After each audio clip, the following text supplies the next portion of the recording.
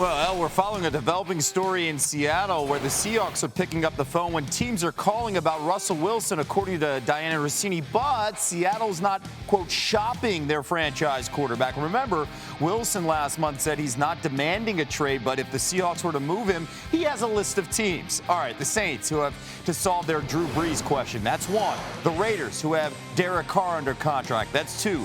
Then the Bears, who've had Mitchell Trubisky the past 4 years. Then the Cowboys, who have to make a decision on Dak Prescott with a franchise tag or signing him long term. So we have one side that doesn't want to be traded, but here's a list if so, and the other side who's not calling but is picking up the phone when it rings.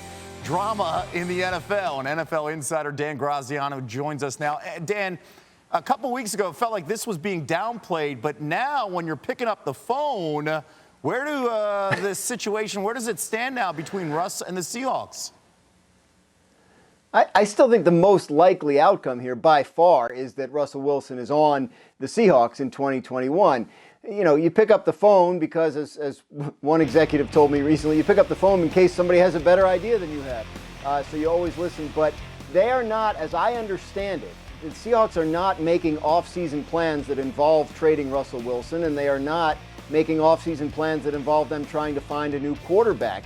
There's frustration there, and Russell Wilson has expressed it. He's expressed it publicly, and he's gone into some level of detail about why he is frustrated. But this is not a situation like the one we're seeing in Houston with Deshaun Watson, where there's no real contact between the player and the team. Russell Wilson has expressed to the Seahawks that he's not interested in being traded, and they have been in contact with him regarding, yes, we've been receiving calls, but we're not entertaining them. He was involved in discussions surrounding the hiring of the new offensive coordinator, Shane Waldron. So while things may not be perfectly hunky-dory there in Seattle, I still think in the end, it ends up being a situation where Russell Wilson continues to play for them, at least for one more year. Okay, at least for one more year. Let's keep this in mind, too. Wilson's current contract with Seattle is through 2023. Dan, thank you so much. More on this story coming up later on SportsCenter. Kevin and Elle back with you on SportsCenter. Developing out of Seattle, our Dianna Russini reporting that the Seahawks are fielding phone calls on Russell Wilson, and that while the team is not actively trying to trade Russ, they're not actively hitting call block on inquiries either. I'm not saying, I'm just saying situation. Here's Russell Wilson's remaining contract by year. His cap hit next season, $32 million.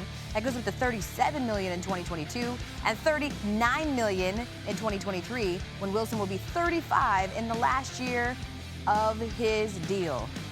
He got the swag style. He dripping swag goo. Marcus Spears is back. You know what I'm saying? There we go. Hey, my girl back. What up? My girl back.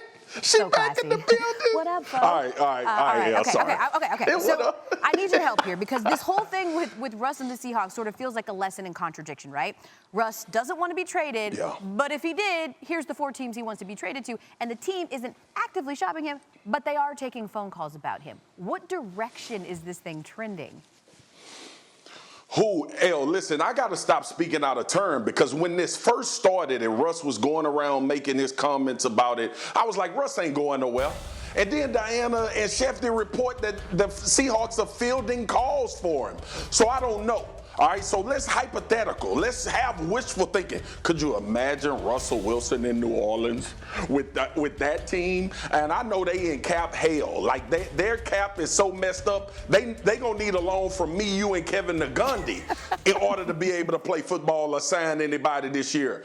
But I think about just the opportunity for Russ to be in an offense that's expansive, that's going to allow him to continue to be in that MVP conversation. And obviously he was in that in Seattle at the beginning of the year, and we've heard about Riff, so I just can't mark it off anymore as not being a possibility. But listen, if he ends up in New Orleans, it's gonna be a hell of a season. That's all I'm gonna say. It would be nasty. So right now, I think the best way to describe the situation with Russ in Seattle is it's like a married man saying he's happy while also downloading Tinder. Got it. Okay, let's keep the conversation going. I'm just saying. Let me tell you, if a guy does that, it's going to cost him a lot of money.